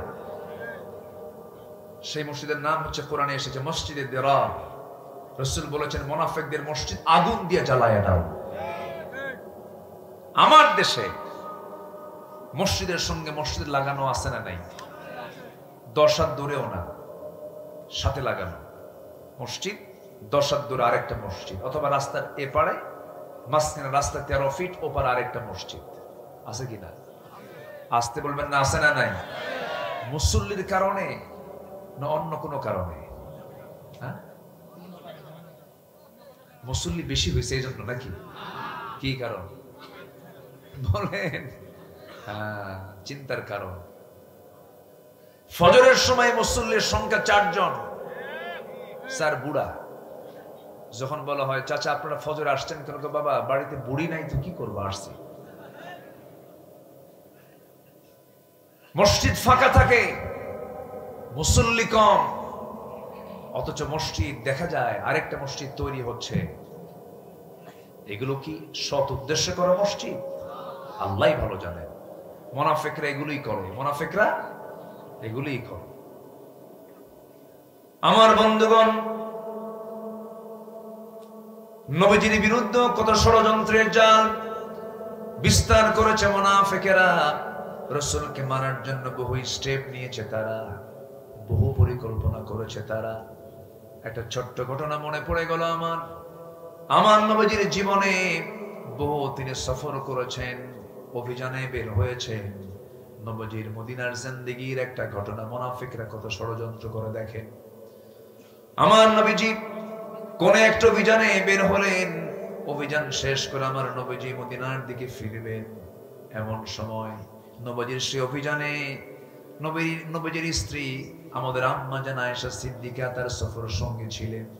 নবীজি উহুদের মতো কণ্টকাকীর্ণ ময়দান, রাসূল জীবনে একবার হজ করেছেন, হজের সফরে বড় বড় জায়গা আমার রাসূল একা কিন্তু যান নাই। আমার নবীজি তার স্ত্রীকে সঙ্গে করে নিয়ে জিহাদের ময়দানে গিয়েছেন। বলি সুবহানাল্লাহ। বউ হচ্ছে সবচেয়ে শ্রেষ্ঠ সাথী। স্ত্রীর চাইতে বড় সাথী পৃথিবীতে আর নাই। বউকে সাথে নিয়ে চলা সুন্নাত। বলি আলহামদুলিল্লাহ। বউকে সাথে নিয়ে চললে অনেক উপকার আছে, ফায়দা আছে। আপনি বউকে সাথে নিয়ে চললে আপনার চোখ এদিক সেদিক যাওয়ার কোনো সুযোগই নাই। ও এক মহান দারোগা। কি আসতে ক্ষণ কেন তাকাতেই পারবেন না। যদি তাকান একবার, 29 সেকেন্ড তাকাইছেন, 29 সেকেন্ড যদি দেখে আপনার বউ একবার, রাস্তা তো কিচ্ছু কবে না, বাইরে কিছু কবে না, খালি দেখবে, কোর্ট করবে, রেকর্ড। বাড়িতে ঢুকছেন আপনি, সন্ধ্যার পর ডাকছেন, ঝর্ণা সন্ধ্যা কোথায় তুমি? তোমার ঝর্ণা সন্ধ্যা। তুমি ছায়া থাকো আরেক দিকে, তোমার নজর আগে ঠিক করো। বউ হচ্ছে ইমানের পাহারাদার। বলি আলহামদুলিল্লাহ। আমার নবীজি জীবনে কয়বার হজ করেছেন? বলেন কয়বার? আম্মা জান আয়েশা বলেন, রাসূল যখন হজ শুরু করবেন, ইহরামের কাপড় বাঁধবেন, আমার সাথে রাসূল আগে সহবাস করলেন। এরপর ফরজ গোসল সম্পূর্ণ করে ইহরামের কাপড় তিনি বাঁধলেন। নবীজির হজ জীবনে একবার, বউ ছাড়া না, বউ সহ। বউ সহ কোন সফরে বের হলে বউ সহ যাওয়া সুন্নাহ। বলি আলহামদুলিল্লাহ। বউকে খুব কাছে কাছে টানতে হবে। বউ হচ্ছে জীবন সঙ্গী। রাসূল ইন্তেকাল করেছেন, তার শেষ কথা হয়েছে কার সাথে? স্ত্রীর সাথে। বন্ধন থাকতে হবে। আমার মায়েরা আছে কিনা, শুনতেছে কিনা ওয়াজগুলো? মাদের ব্যাপারে তো কিছু ওয়াজ হওয়া দরকার। তারা অনেক আসে, কিন্তু তাদের ওয়াজ অনেক সময় মাইনাস হয়ে যায়। কিন্তু মারা মাহফিলও আসে বেশি, মার্কেটও যায় বেশি। সমস্যা এই জায়গায়। মাহফিলে এসে পর্দা থাকলেও মার্কেটে কোনো পর্দা থাকে না। কাপড় চোপড় খুইলা চলে যায়, নতুন নতুন কাপড় চোপড় সুন্দর করে সাজগুজ কইরা, চুল টুল ছেড়ে দিয়ে সাইড একখান ব্যাগ নিয়া দোকানদারের সামনে গিয়া ঠ্যাং একটা তুলে দিয়া দোকানদারকে এত সুন্দর করে কথা বলে, ভাইয়া একটা শাড়ি দেখানো যাবে কি? মানে এত সুন্দর মাখারাজার সিফাত ভাষা। দোকানদার তো চিত হয়ে পড়ছে। দোকানদার শাড়ি একখান বের করে নিজের গায়ে লটকা দিয়ে বলে, আপা এই শাড়ি কিন্তু আপনাকে দারুণ মানাবে। ওটা আরেক বদমাইশ। আছে না নাই? এগুলো করা যাবে না। এগুলো নোংরামি, কবিরা গুনাহ। মেয়েদের কথা নিক্কণ সুরে বলা হালাল না হারাম? হারাম। মেয়েদের কথাও সুন্দর করে বলা জায়েজ নাই। শুধু সুন্দর করে বলবে কার সামনে? স্বামীর সামনে। আমার বন্ধুগণ, কথার তো কোনো থা নাই। মূল পয়েন্টের দিকে চলে আসি। মুনাফিকি। আমার নবীজি সেই বড় অভিযান থেকে যখন ফিরে আসবেন, সঙ্গে ছিলেন আম্মা জান আয়েশা। রওনা দিলেন। রওনা দেওয়ার প্রাক্কালে রাসূল বললেন, সাহাবীরা শোনো, আমরা তো সবাই মদিনার দিকে ফিরতেছি। যদি কেউ বাদ পড়ে যায়, আমি একজনকে দায়িত্ব দিচ্ছি, সাফওয়ান তুমি এদিকে আসো। সাফওয়ান, তোমার দায়িত্ব হলো বাদ পড়ে যাওয়া সাহাবীগুলোকে তুমি সঙ্গে করে নিয়ে এক জায়গায় করে মদিনায় পৌঁছায় দিবা। তুমি রাস্তাঘাট ভালো চেনো। দায়িত্বপ্রাপ্ত সাহাবীকে দায়িত্ব দিয়ে দিলেন। রওনা দিয়েছেন মদিনার উদ্দেশ্যে। ওই সফরে কেউ বাদ পড়েন নাই। বাদ পড়েছেন হলো আমার নবীজির স্ত্রী আম্মা জান আয়েশা সিদ্দিকা রাদিয়াল্লাহু তাআলা আনহা। বাদ পড়লেন কেমনে? তিনি বাদ পড়ার হেতু হলো, তিনি হঠাৎ করে রাস্তার মাঝখানে বলে ফেললেন, আমার হাজতের চাপ এসেছে, প্রকৃতির চাপ এসেছে, উটের পিঠ থেকে আমাকে নামায় দাও। দায়িত্বপ্রাপ্ত সাহাবী উটের পিঠ থেকে পালকিটা নামায় দেওয়া হলো। সেই পালকি থেকে, হাওদা থেকে তিনি নামলেন, আড়ালে চলে গেলেন। আড়ালে শৌচ কার্য কমপ্লিট করে তিনি একটু দেরি হয়েছে, বিলম্ব হয়েছে। এইদিকে ওই সাহাবী, দায়িত্বপ্রাপ্ত সাহাবী, হাওদাটা একটু উঁচু করে দেখেন। উঁচু আম্মা জান আয়েশা থাকতেও যে ওজন, না থাকতেও সে ওজন। এত চিকন তিনি ছিলেন। হাওদা উটের পিঠে উঠায় দিয়েছেন, পালকি উটের পিঠে উঠায় দিয়েছেন। চেক করেন নাই ভিতরে আম্মা জান আয়েশা আছেন কিনা নাই। ভুল হয়ে গেছে। পালকিটা, হাওদাটা উটের পিঠে চড়ায় দিয়ে সব নিয়ে চলে গেছে। কিছুক্ষণ পরে এসে দেখেন কেউ নাই, সব চলে গেছে। আম্মা জান আয়েশা হতাশ হলেন না, নিরাশ হলেন না। সব তো আল্লাহর ফয়সালা। কাপড় চোপড় মুড়ি দিয়ে পর্দার নিয়ম রক্ষা করে এক জায়গায় তিনি চুপ মেরে বসে থাকলেন। দায়িত্বপ্রাপ্ত সাহাবী দূর থেকে লক্ষ্য করছেন কোন যেন মহিলা বসে আছে। কাছাকাছি আসার পরে চিনতে পারলেন এবং বললেন, আম্মা জান, আপনার কোনো টেনশন নাই, আপনি আমাদের জন্য মা, আপনার কোনো টেনশন নেই, আপনাকে নিরাপদে সবকিছুর সম্মান রক্ষা করে নবী আমাকে দায়িত্ব দিয়েছেন, আপনাকে সুন্দর করে নবীর ঘরে পৌঁছায় দেব। ঘোড়ার পিঠে উঠায় নিয়ে তাকে নিরাপদে নবীর ঘরে পৌঁছায় দিয়েছেন। পরের দিন সকালবেলা ওইদিকে মুনাফিকদের ভিতরে চতুর্দিকে টপ নিউজ হয়ে গেছে, তারা চতুর্দিকে ষড়যন্ত্রের নিউজ ছড়িয়ে দিয়েছে। তোমরা কি জানো, গত রাত্রিতে আয়েশা তার সতীত্ব হারায় ফেলেছে। যেরকম নাউজুবিল্লাহ। ঘটনা কি আর ঘটায় দিল কি, এটার নাম কি? আল্লামা সাইদি নাকি ধর্ষণ করেছে। কোন তো এটা কি শয়তানও বিশ্বাস করবে বলেন?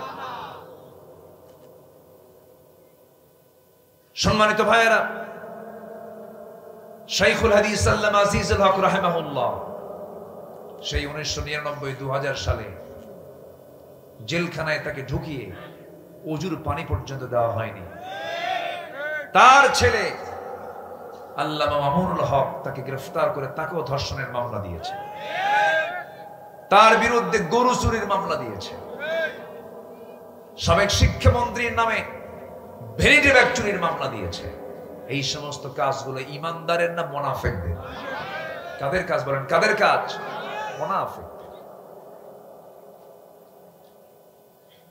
আমার নবীর বিরুদ্ধে, অর্থাৎ আম্মা জান আয়েশার বিরুদ্ধে, মানিত নবীর পরিবারের বিরুদ্ধে এই চতুর্দিকে যখন এই গুজব রটালো, নবীর কানে সংবাদটা গেল, নবীজি শুনলেন। শুনেই বলছেন, আয়েশা, কি যেন একটা কান কথা আমার কানে আসলো, কেমন যেন লাগতেছে আয়েশা, আমার মনে হয় তোমার এই কথা আমার শোনার পর তোমার মনে হয় আমার বাড়িতে না থেকে তোমার বাবার বাড়িতে যাওয়াটাই উত্তম। বলুন, বিয়ের পর একটা নারীর প্রিয় জায়গা হয় বাবার বাড়ি না স্বামীর বাড়ি? বলেন কার বাড়ি? একটা মহিলাকে কোথায় মানায় তখন? স্বামীর বাড়িতে মানায়। সঙ্গে সঙ্গে আম্মা জান আয়েশার চোখে পানি চলে এলো। চোখের পানি ফেলতে ফেলতে বলছেন, ইয়া রাসূলুল্লাহ, আপনি যখন আমাকে বললেন যাওয়ার জন্য, আমি কেমনে মানা করব? আপনি যখন আমাকে চূড়ান্ত সিদ্ধান্ত জানায়া দিলেন, আমি কেমন করে তাও আনুগত্যের খেলাফ করব? আমি চলে যাচ্ছি আমার বাবার বাড়ি, আমি চলে যাচ্ছি আমার মার বাড়ি। তবে একটা কথা জেনে রেখে দিয়ে, ইয়া রাসূলুল্লাহ, আমার ব্যাপারে যে চূড়ান্ত সিদ্ধান্ত আপনার সঙ্গে আমার বিয়ের ব্যাপারে হয়েছিল, এই বিয়ের পয়গাম কিন্তু আল্লাহ নিজে দিয়েছিলেন। এই বিষয়ে আমি কারো কাছে অভিযোগ দেব না, আমি কারো কাছে বলবো না। এই বিষয়টার ফয়সালা আমি চাই আমার আল্লাহর কাছে। জোরে বলি সুবহানাল্লাহ। ওয়া মান ইয়াতাওয়াক্কাল আলাল্লাহ ফাহুয়া হাসবুহ। যে ব্যক্তি আল্লাহর প্রতি তাওয়াক্কুল করে, তার জন্য আমার আল্লাহই যথেষ্ট হয়ে যায়। মুনাফিকরা হাসাহাসি শুরু করলো, কারণ স্বামী এক জায়গায়, বউ আরেক জায়গায়। কি কথা কি বুঝতেছেন না? স্বামীর এই নিউজে মুনাফিকরা কি বেজান না খুশি? খুশি। যাক, পেঁয়াজ একখান লাগায় দিছে। আমার বন্ধুগণ, আম্মা জান আয়েশা চলে গেলেন। বাবার বাড়ি গিয়ে আরাম পান না। বাপটা ভালো করে কথা বলেন না, কারণ বাবা হচ্ছেন আমার নবীজির 1 নম্বরের সাহাবী আবু বকর সিদ্দিক রাদিয়াল্লাহু তাআলা আনহু। কথা বলতেছেন না, মাও কথা বলে না। রাতের বেলা সেজদার মধ্যে চোখের পানি ফেলে ফেলে কাঁদেন আর বলছেন, আল্লাহ তুমি তো জানো আমার মনের অবস্থাটা, এত বড় দুঃসময় পার করছি, আল্লাহ মেহেরবানি করে ফয়সালাটা দিয়ে দাও। চিকন মানুষ আম্মা জান আয়েশা ছিলেন, এত চিকন, খাওয়া দাওয়া বন্ধ হয়ে গেছে, আরো কাঠখড়ি হয়ে গেলেন। চিকন হতে হতে স্বাস্থ্যহীন হয়ে পড়লেন। মুনাফিকরা ওইদিকে আনন্দ উল্লাস করতেছে। নবীজি ঘুমাতে যান, নবীজি ঘুমাতে পারেন না, সেজদায় পড়ে পড়ে কাঁদেন। বিছানায় চলে যান, হাতটা আগায় দেন, আয়েশা বুঝি আছে, আয়েশা নাই, বুকটা খান খান হয়ে যায়। নবীজির কান্না থামে না, আম্মা জান আয়েশার কান্না থামে না, সাহাবীরাও কাঁদেন। এই যে একটা দুঃসময়, এই যে একটা চরম ক্রাইসিস সৃষ্টি করেছিল কারা? মুনাফিকেরা।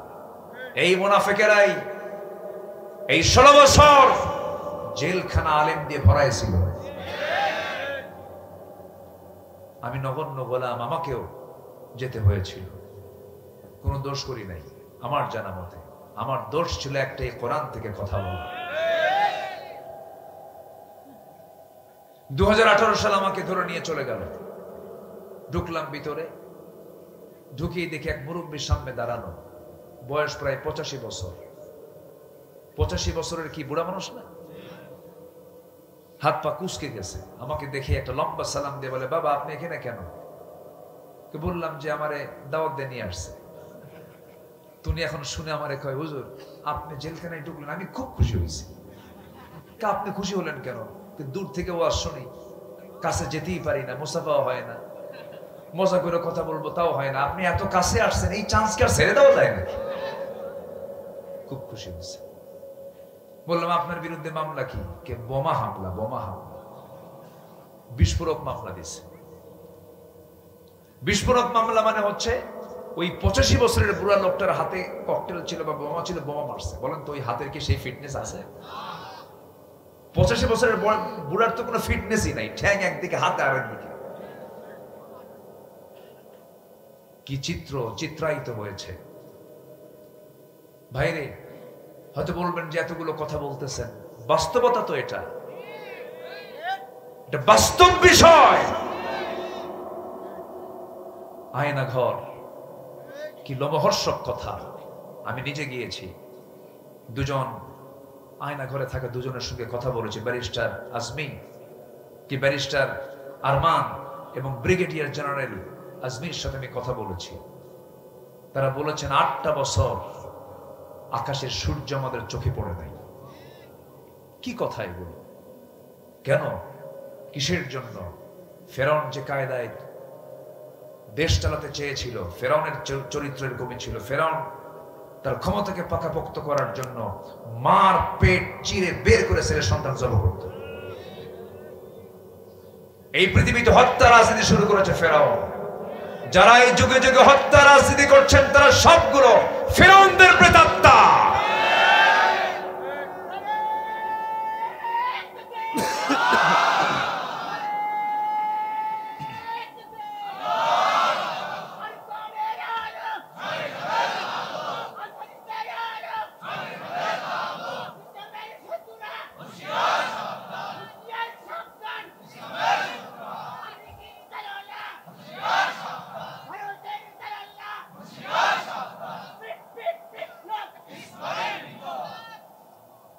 সম্মানিত ভাইয়েরা, আলোচনা চালাবো, কোনো সমস্যা নাই তো?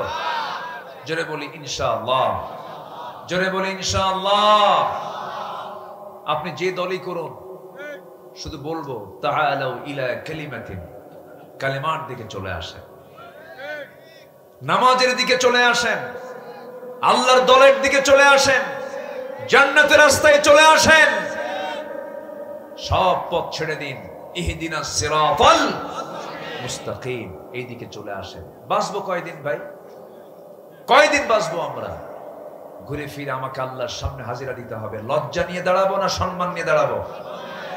লজ্জা নিয়ে দাঁড়াবো না সম্মান নিয়ে দাঁড়াবো? সম্মান নিয়ে দাঁড়াবো।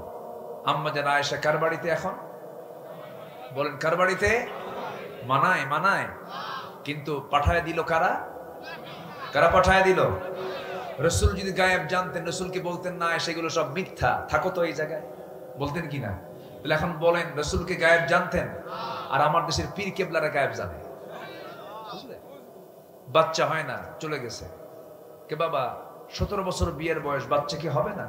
বাবা চুপ করে থাকে, মাথা নড়ায় না, চোখটা বন্ধ, মাঝে মাঝে শ্বাস নাই, জোরে জোরে এরকম করে, হ্যাঁ এরকম একটু ভাবভুব নেয়, হ্যাঁ 10 মিনিট এরকম করতে করতে করতে করতে হঠাৎ করে মুখ থেকে বের হয় যা,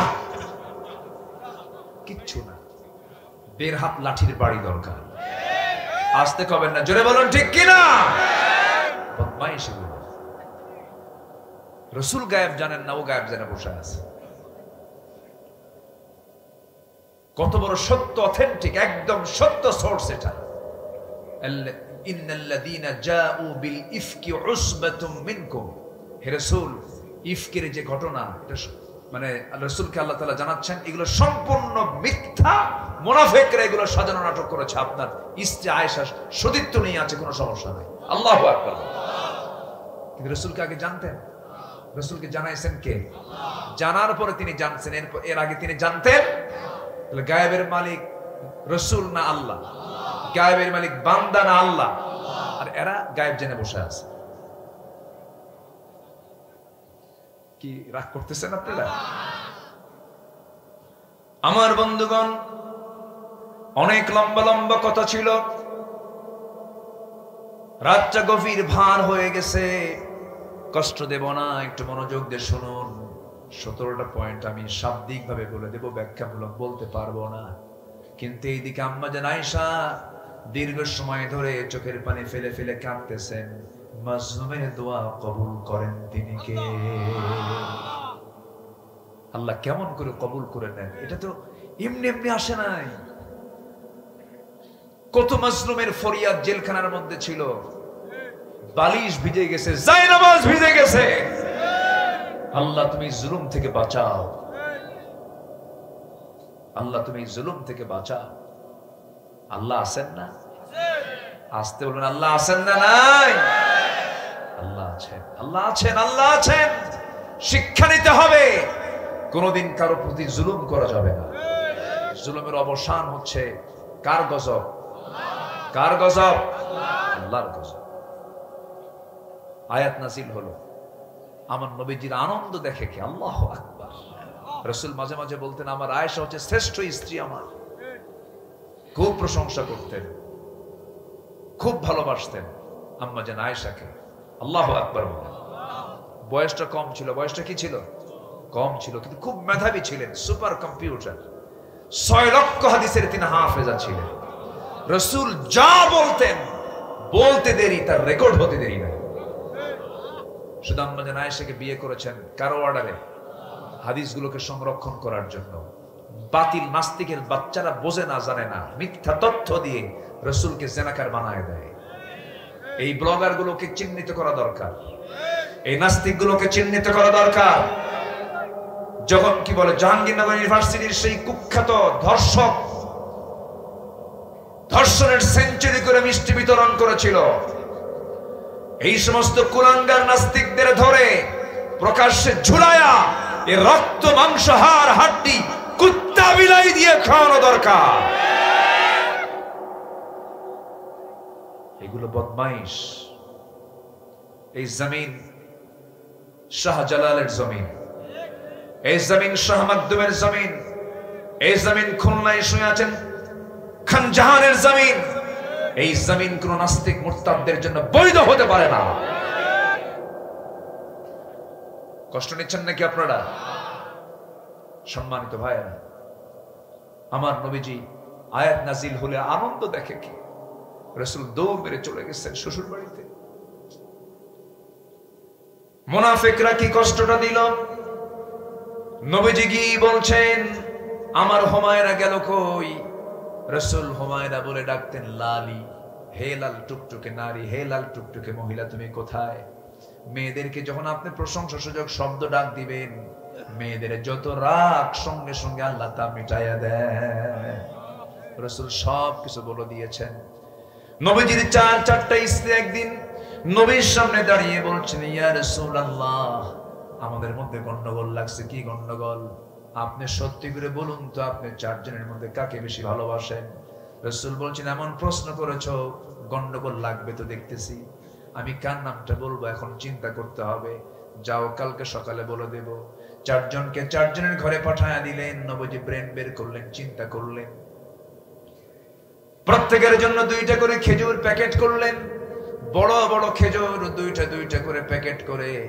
প্রথমে আম্মা জান আয়েশার ঘরে গিয়ে বলছেন, আয়েশা, আমি তোমাকে দারুণ লাইক করি, খুব ভালোবাসি, আই লাভ ইউ। কি কথা কি বুঝতেছেন? বউকে কি বলবেন? কার বউ? অন্যের বউ নাকি আবার? আমার নবীজি এই কথা বলেই 2টা খেজুর হাতের মধ্যে ঢুকায় দিয়ে বলছেন, আয়েশা, এই যে গোপনে তোমার ঘরে এসে 2টা খেজুর দিয়ে গেলাম, এই তথ্য যেন অন্য কোনো বইয়ের কানে না যায়। দ্বিতীয় স্ত্রী ঘরে গিয়ে একই আচরণ করলেন, তৃতীয় স্ত্রীকে একই আচরণ করলেন, চতুর্থ স্ত্রীর ঘরে গিয়ে 2টা খেজুর দিয়ে আসলেন।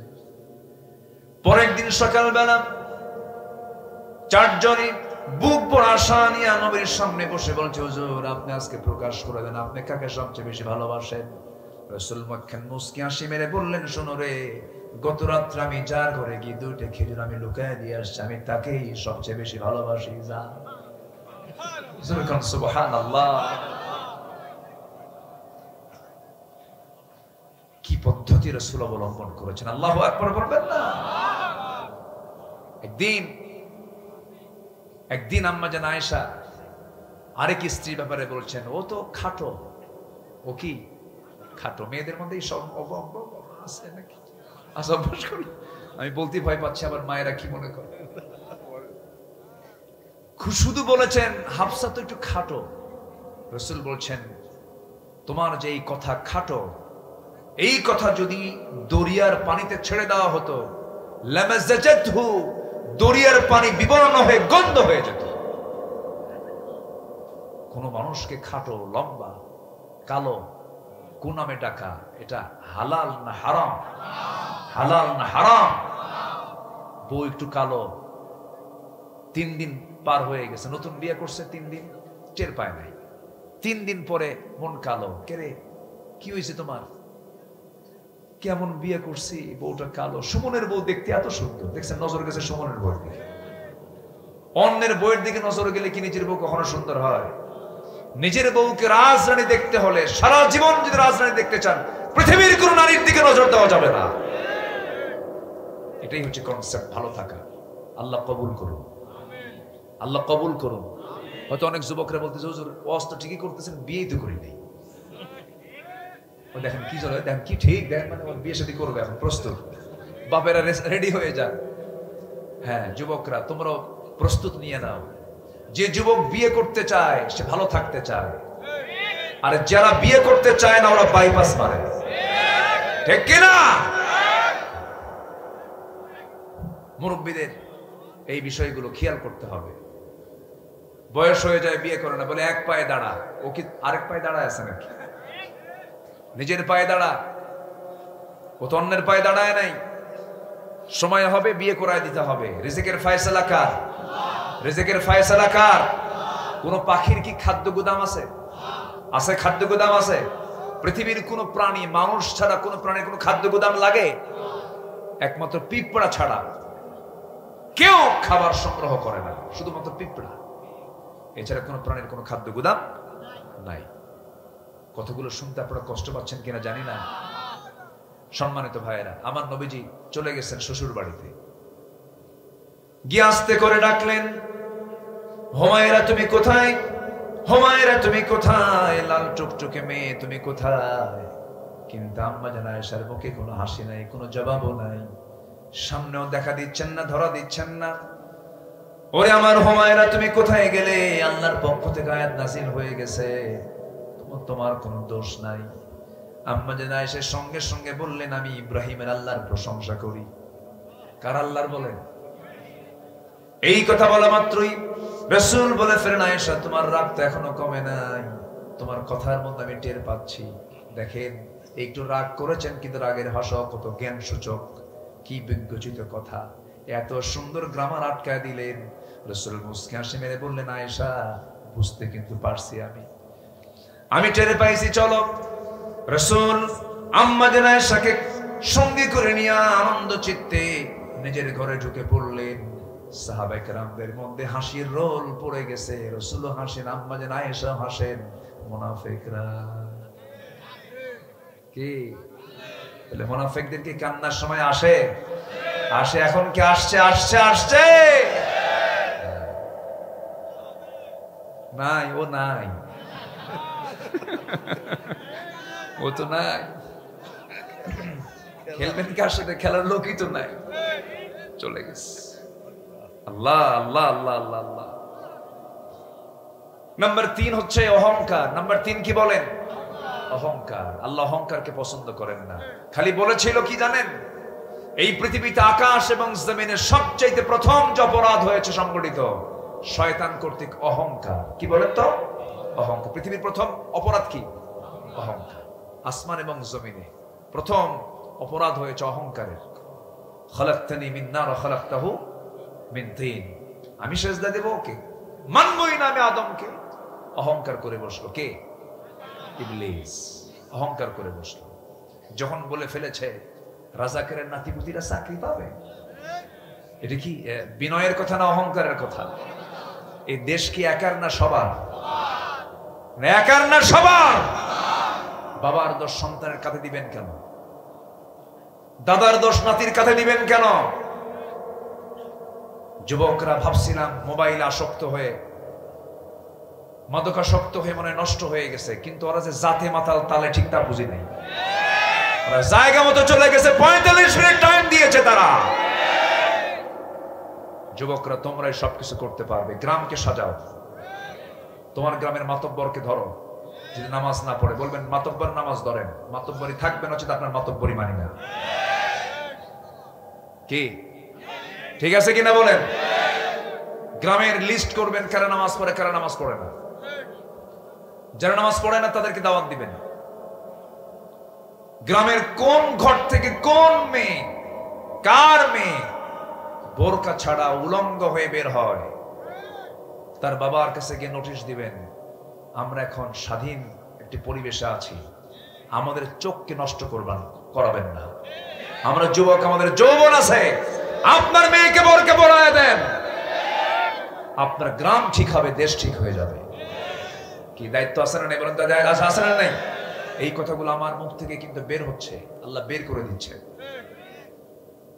আপনার গ্রামটাকে কু আনফুসাকুম ওয়া আহলিকুম নার ইয়া আইয়ুহাল্লাযীনা আমানু।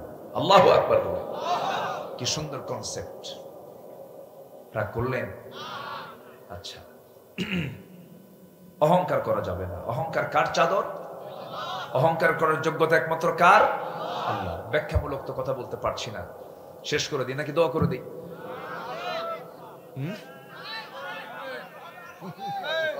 আরো চলো, হুজুর মরুক। আর আপনার ঢাকেন নাই কেন? প্রচন্ড কুয়াশা আসতেছে, বাতাস লাগতেছে, একটু ঢেকে রাখা দরকার ছিল। আমাদের ক্ষতি হয় এতে, বাতাসগুলো লাগে, ঠান্ডা লেগে যায়। মাহফিল তো এক রাত না, সব রাত, এটা খেয়াল রাখতে হয়। একটু বসেন। এত সুন্দর মানুষ গেফারি ভাই, দেখেন কোন লোকের কোন নড়াচড়া নাই। আলহামদুলিল্লাহ, ভদ্রচিত আচরণ আপনাদের। আলহামদুলিল্লাহ, আলহামদুলিল্লাহ বলেন। আমরা খেলবো না, আমরা তাদেরকে নাসিহা করব। জোরে বলি ইনশাআল্লাহ। আমরা এত ফালতু শব্দ উচ্চারণ করি না, খেলা হবে এগুলো আমাদের বলার দরকার নাই, ঠিক কিনা? আসুন সবাই আমরা এক দলে চলে আসি। কার দল? আসতে বলবেন না, কার দল? আল্লাহর দল। হাইয়া আলাস সালাহ, বাস কিচ্ছু না। হাইয়া আলাল ফালাহ, সব আসো মসজিদে ঢুকে পড়ো, এক ইমামের নেতৃত্ব মানো, ওই ইমাম নিয়ে তোমরা জান্নাতে চলে যাও। আল্লাহ কবুল করুন। নাম্বার 4, কুফরি করা। কি করা? কুফরি করা যাবে না, অবাধ্যতা স্বীকার করা যাবে না। আল্লাহ তাআলা এগুলোকে পছন্দ করেন না, জাহান্নামের কাজ। নাম্বার 5 হলো আল্লাহ রাসূলকে কষ্ট দেওয়া। আল্লাহ রাসূলকে কষ্ট দেওয়া মানে তার সুন্নাহকে না মানা। যেমন রাসূল বলেছেন কাসসুশ শারিব ওয়া আফুল লিহিয়া, মোছটাকে ছোট করো, দাড়িকে ছেড়ে দাও। দাড়িকে বড় করে ফেলো, দাড়ি কাটতে যেও না। মোছটাকে ছোট করে ফেলো। কিন্তু গোটা দেশ যদি জরিপ করা হয়, আমার দেশের দাড়িওয়ালা লোক বেশি না দাড়ি ছাড়া লোক বেশি? আহারে কি বড় পোড়া কপাল। দাড়ি কেটে আপনি কার সুন্নাহ মানলেন, কার পদ্ধতি মানলেন? এগুলো রাসূলকে কষ্ট দেওয়া হয়। নবীর সুন্নাহকে যখন কোনো বান্দা মানবে, সেই নবীর সুপারিশ সেই বান্দার জন্য জুটবে। জোরে বলে সুবহানাল্লাহ। নাম্বার 6 হলো অভাবের ভয়ে সন্তানকে হত্যা করো না। লা তাকতুলু আওলাদাকুম খাশিয়াতা ইমলাক। অনেক লম্বা ব্যাখ্যা ছিল, আমার সময় পেলাম না। আজকের ডায়াগনস্টিক সেন্টারগুলো ম্যাক্সিমাম দেখবেন কিছু কিছু মহিলা গিয়ে সন্তান ছেলে না মেয়েটাকে চেকআপ করে। চেকআপ করে ছেলে হলে পরে সন্তানকে জীবিত রাখে, মেয়ে সন্তান হলে পরে আবর্ষণ করে মেরে ফেলে। আছে কিনা বলেন? সন্তানকে মেরে ফেলতেছে। কি করে খাওয়াবো আমি? আগের যুগে সন্তানকে মেরে ফেলতো। সন্তান যখন ডেলিভারি হতো, সীমা তারা গর্তের কিনারে গিয়ে বসে থাকতো, সন্তান ডেলিভারি হতো, দেখতো ছেলে না মেয়ে, মেয়ে হলে পরে জীবন্ত পুঁতে মারতো, ছেলে হলে পরে সেখান থেকে তুলে নিয়ে আসতো। আগের যুগ ছিল একই স্টাইল, এখন হয়ে গেছে আরেক স্টাইল। সেম একই তথ্য, একই অপরাধ। এই অপরাধগুলো করা যাবে না, কারণ সন্তান আপনার হতে পারে কিন্তু বান্দাটা কার। আপনি বান্দাকে খুন করছেন, আপনাকে খুনির কাতারে দাঁড় হতে হবে। এটা প্রাণ আপনি নষ্ট করছেন, জবাব দিতে হবে কার আদালতে? কার আদালতে? আমার মায়ের আলোচনাগুলো শুনছেন কিনা জানি না, মাথায় রাখবেন, কোন সন্তানকে কখনো হত্যা করা যাবে না। যা আসবে কার ফয়সালা? কার ফয়সালা বলেন? আল্লাহর ফয়সালা। আমার বন্ধুগণ, নাম্বার 7 হলো পিতামাতার সঙ্গে খারাপ আচরণ করা যাবে না। এমন লোক মনে হয় চুয়াডাঙ্গায় নাই, আসতে কয়। নাটোরে গত বছর এক মাহফিলে গেছি। সেই মাহফিল আমার একটা চিরকুট আমার হাতে আসলো। মঞ্চে এক মহিলা, বয়স লেখছে, আমি 72 বছর বয়সের একজন বৃদ্ধা নারী লিখছে। লেখাটা কাঁপা কাঁপা, বয়স্ক মানুষ তো 72 বছর। সেই চিঠিতে লিখছেন, আমার 3টে ছেলে, 3 ছেলের ঘরটাই আমার ঘরের চতুর্পাশে। ওদের রান্না করার প্রত্যেকটা খাবারের গন্ধ আমার নাকে আসে। আমি একা রান্না করে খাই, গন্ধ পাই, আমার অমুক ছেলের ঘরে অমুক রান্না হয়, অমুক ছেলের ঘরে অমুক রান্না হয়।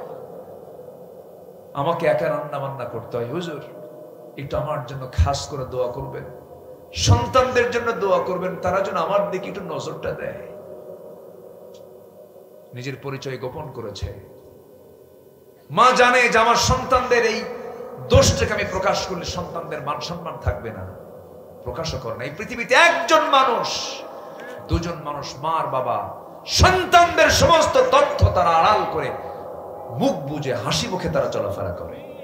আল্লাহু আকবার বল। আছে না নাই? আছে। এগুলো করা যাবে না। বাপ মাকে ভাত দিতে হবে সবার পরে না সবার আগে।